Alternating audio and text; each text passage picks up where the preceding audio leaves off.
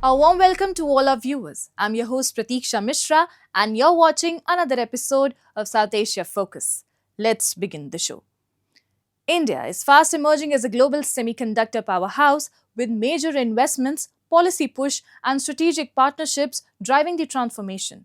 New chip manufacturing plants, growing domestic capabilities, and reduced reliance on imports are reshaping the tech landscape. Backed by government initiatives and global demand, India is positioning itself at the heart of the semiconductor supply chain, signaling not just self reliance but a bold leap toward becoming a world leader in next generation technology. The launch of India's second semiconductor plant at Sanand in Gujarat, set up by Keynes Technology India Limited, marks a powerful shift in the country's industrial playbook. This isn't just optics, it's serious, large-scale capacity building in one of the world's most crucial tech sectors. From reviewing cutting-edge infrastructure to interacting with engineers, the Prime Minister highlighted a clear vision, making India a global electronics manufacturing hub. With rising demand, strong policy backing, and growing expertise, India isn't just catching up, it's gearing up to lead the global semiconductor race. आज का ये दिन make in India, make for the world इस मंत्र को सही मायने में चरितार्थ करता है। इस प्रोजेक्ट में प्रोडक्शन शुरू होने से भारत ग्लोबल मार्केट में एक भरोसेमंद सेमीकंडक्टर सप्लाई के रूप में अपना रोल और सशक्त कर रहा है। Once heavily dependent on imports across sectors from telecom and defense to automobiles and consumer electronics, India is now actively reversing that reliance through strong on-ground capacity creation. By scaling up semiconductor fabrication and assembly, the country is reducing its vulnerability to global supply shocks and geopolitical uncertainties. This shift is not just about self-reliance, but resilience. The chip produced will power domestic industries while also reaching international markets, positioning India as a key player in global supply chains. In essence, India is moving from being a consumer of technology to becoming a creator and a trusted supplier on the world stage. और आज देश का और गुजरात राज्य का दूसरा semiconductor plant Keynes Semicon का आज फिर से प्रधानमंत्री जी ने ओपनिंग किया और साथ से साथ ये प्लांट में से ही 230 करोड़ चिप्स एवरी ईयर बनेगी। डोमेस्टिकली भी उपयोग करेंगे हम और बाहर के देशों को भी हम एक्सपोर्ट भी करेंगे। As India's domestic chip market accelerates, the country is steadily positioning itself as a global semiconductor hub. India's semiconductor market, valued at roughly 45 to 50 billion US dollars in 2024-25, is projected to double to 100 to 110 billion US dollars by 2030, transforming the nation into a major manufacturing base and a reliable global supplier. Semiconductors today form the backbone of modern technology, powering everything from smartphones and telecommunications to automobiles, defense systems, and artificial intelligence. With a fresh allocation of 108 billion US dollars for India's Semiconductor Mission 2.0 in 2026-27, the country is taking a decisive leap, signaling to the world that India is not just participating in the tech revolution, but helping shape its future. We have to win on quality, we have to win on cost, then only we'll be able to sustain and make that position in the entire world. As global demand surges, India's semiconductor push is no longer just ambition. its execution at scale. With strong policy, talent, and infrastructure, India is set to redefine global supply chains and emerge as a trusted leader in the digital future.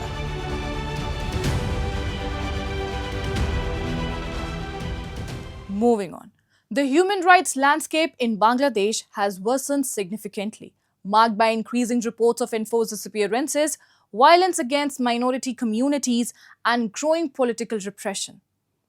Highlighting these concerns, members of the Awami League organized a protest in Geneva to bring international focus to the alleged violations. As the country navigates a shifting political environment following the formation of a new government, uncertainty looms over its future, with the next few months likely to be critical in determining Bangladesh's political trajectory and governance framework. The human rights climate in Bangladesh has reportedly worsened in recent times, raising concerns among international observers and rights organizations. Reports suggest that political opponents and minority communities are facing increasing pressure with allegations of arbitrary detentions and mistreatment. Incidents of religious intolerance, including attacks on places of worship, have also been highlighted. Amid these developments, democratic institutions are perceived by many as coming under strain, prompting calls for greater global attention and oversight. Protesters gathered near the UN complex, holding demonstrations and shouting slogans against the current government in Bangladesh. They allege a ban on the Awami League, attacks on minority communities, and a lack of press freedom in the country. Addressing the gathering, speakers claim that since August 5, 2024, Bangladesh has witnessed widespread human rights violations, including alleged killings of political workers, journalists, intellectuals, and members of various professions. Human rights is degrading day every day. All the people, secular people, are suffering in Bangladesh. They are jailed, they are punished, there is mob violence with all the open thinking people, all the supporters of Bangladesh Awami League, all the supporters of secular Bangladesh. So we are front of United Nations Geneva to raise our voice against the actual situation in Bangladesh, and we beg to international community to support us and raise voice against actual situation in Bangladesh.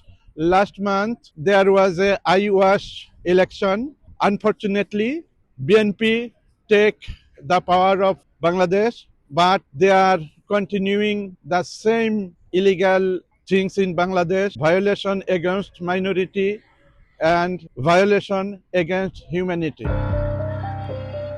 They also accused authorities of carrying out detentions and custodial torture without due legal process. The protesters further alleged that major political parties, including the Awami League and other secular groups, were excluded from the electoral process. There's a mob violence, mob lynching. There at least at that time 537 people were killed. 213 documented cases that Awami League activists and its associated organizations activists were killed.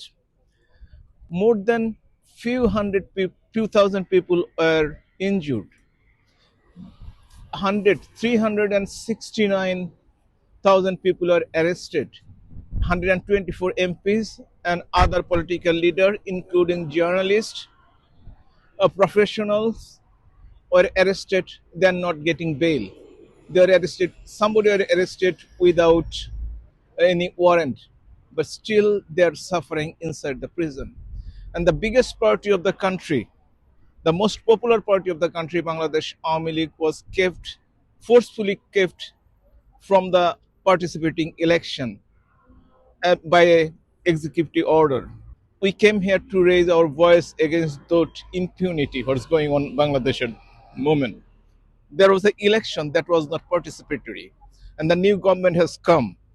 We urge that these people who is suffering in the prison or those people who are not go to their own houses because of extortion and threat, please let them go in.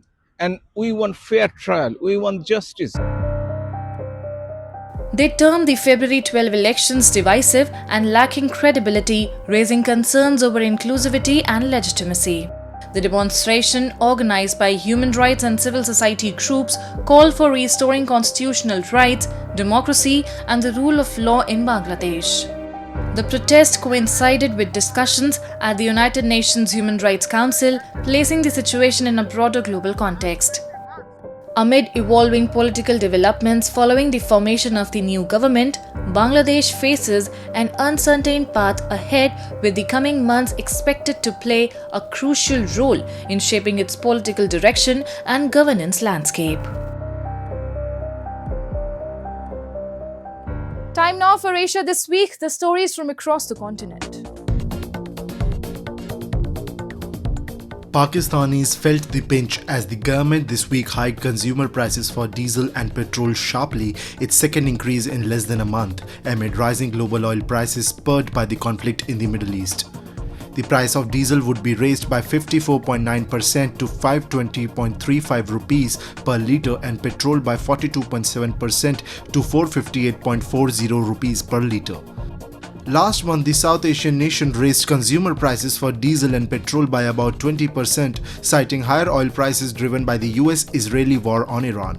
The decision is likely to ripple through to higher inflation and hit Pakistan's impoverished population. Pakistan imports oil mainly from Saudi Arabia and the UAE through the Strait of Hormuz.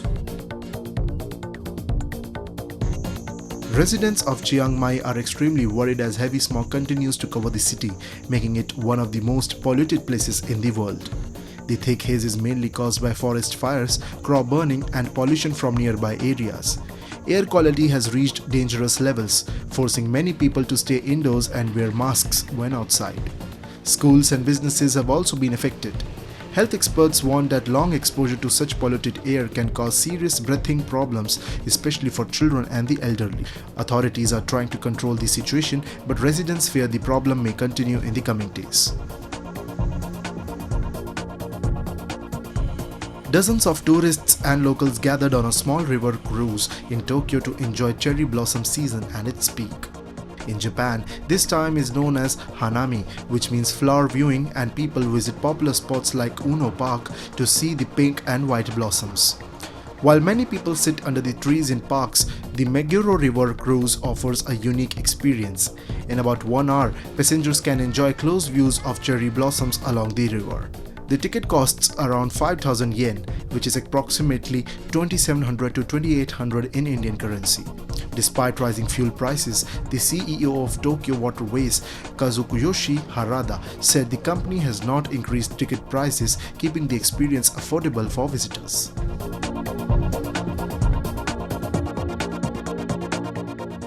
And Nepal stands at a political crossroads. In a dramatic shift, newly elected rapper turned politician Balendra Shah has taken oath as the country's youngest prime minister, riding a wave of anti-corruption sentiment. But even as a new leadership promises stability, the arrest of former Premier KP Sharma Oli amid Gen Z protest has plunged the Himalayan nation into fresh uncertainty. In a historic political transition, rapper turned politician Balendra Shah, popularly known as Balen, has assumed office as Nepal's prime minister.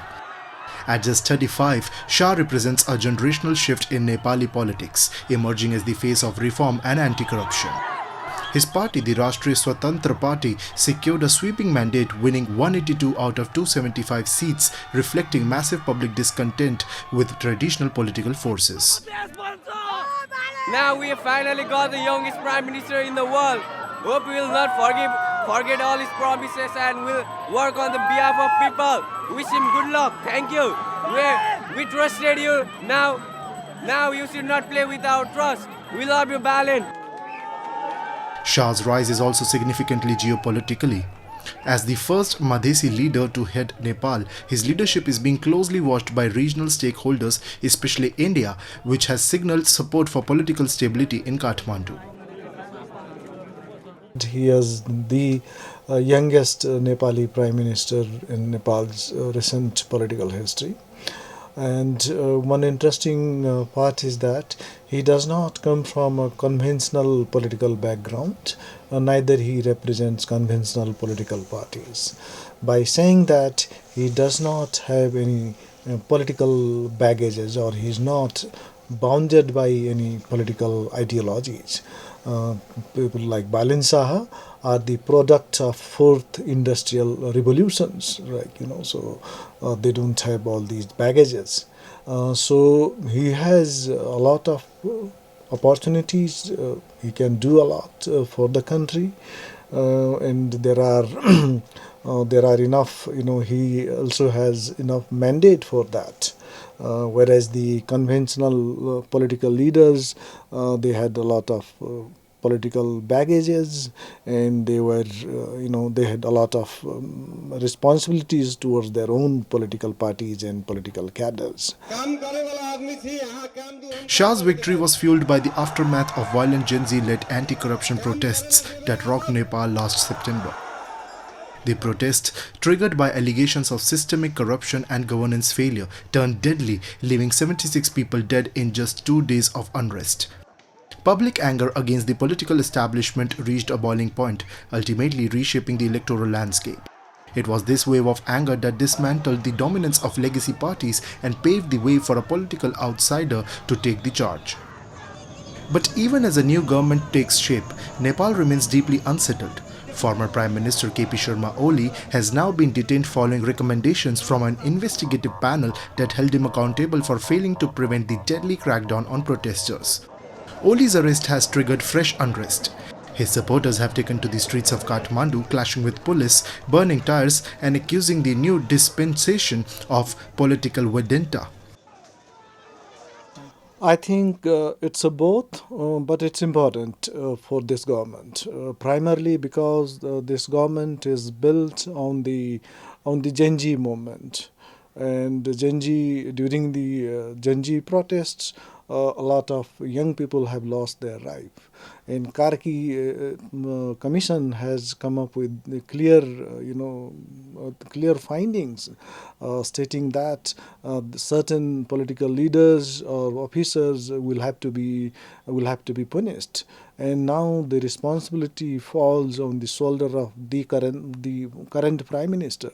And certainly in that regard, it becomes the accountability as well. If they don't deal with the proof, if they don't go by the report, findings of the report, perhaps a lot of people will lose the trust on the government as well.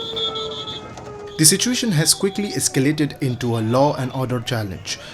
Police have resorted to tear gas and force to disperse demonstrators, with injuries and arrests reported. Oli's party has termed the arrest illegal and warned of intensified protests, raising concerns about prolonged instability at a time when Nepal can at least afford it. Nepal PM Balendra Shah faces a dual challenge, delivering on promise of reform while navigating a politically charged environment marked by protests and polarization. With public expectations high and institutional trust fragile, Nepal's immediate future hangs in the balance, caught between hope for transformation and the risk of renewed instability. Moving on. When children move beyond toys to build machines with their own hands, the future is taking shape. In schools across Kerala in South India, students are not just reading textbooks, they are assembling robots, adding sensors and coding. AI is no longer a buzzword, it's part of everyday learning, shaping India's digital future. Amid the misty hills of Munnar and the shimmering waves of Kochi, a new energy is stirring. Kerala's classrooms are no longer just filled with blackboards and notebooks, they now buzz with robotic kits, sensors and laptops. Students assemble rovers with their own hands, write and upload code, and the moment they give a command, their creations spring to life. Lights flicker on, sensors hum, and rovers zip through corridors, drawing wide smiles and sparkling curiosity on young faces. I think in programming and robotics, I want to create my own things when I grow up. I am making my own stuff right now, and the camps, district camp, we have camps also, school camp, district camp. So those are really helpful. I personally have went to those camps. I think apart from the regular classes, those camps really teach us a lot. Camps and workshops in schools are taking students far beyond textbooks. Learning is no longer just theory. Students build models, experiment, make mistakes, and then refine their creations. This hands-on approach is real learning. With AI now part of the middle and high school curriculum, children aren't just using technology, they are discovering how it's made and how it works. When you learn robotics and AI and many other that, there are a lot of opportunities. You can get jobs and you can do projects, you can help people, you can make a better future for yourself. The classroom environment is evolving. Learning is no longer one way. Teachers are now using AI platforms to customize questions for each student, breaking down complex topics into similar, more engaging lessons. Crucially, teachers themselves are being trained to harness AI tools effectively. In this new learning ecosystem, education is a shared journey where both students and teachers grow together. Seeing is believing. In English, we have a very popular saying, what we see, we believe. So students, when they see all these techniques and various tools, and when they are used to that, they learn much better. Whereas a teacher's presence and time is limited. Whereas in the modern technology, when you go with the technological based learning, the students have more time there to spend with the AI according to his comfort, according to his time and according to his schedule. So that is more free to adapt for the learners. This transformation goes beyond the classroom. Its impact is felt at home as well. Children who once played with toys are now building robots with their own hands. When a child brings a project home, the pride in the parents' eyes is not just for the creation itself, but for the bright future it represents. All the parents will be very proud if his kids are working with this AI, because it is very important. Nowadays, I think everywhere there is AI. Everything is comes under this AI. So if my kid is a part of AI, then I must be absolutely, I will be very much proud of myself, because my kid is working in the field which is nowadays it is maybe I think in future it will be moving the nation. And if my kid is a part of it, I mean that he is also part of the thing which is moving our nation. So I may be very much proud. From tiny rover cars to ambitious career dreams, Kerala's classrooms are nurturing a new mindset. Here, AI is viewed not as a threat but as an opportunity. Students are realizing that the future is digital, and to thrive in it, they must not only use technology but also learn to build and create it themselves.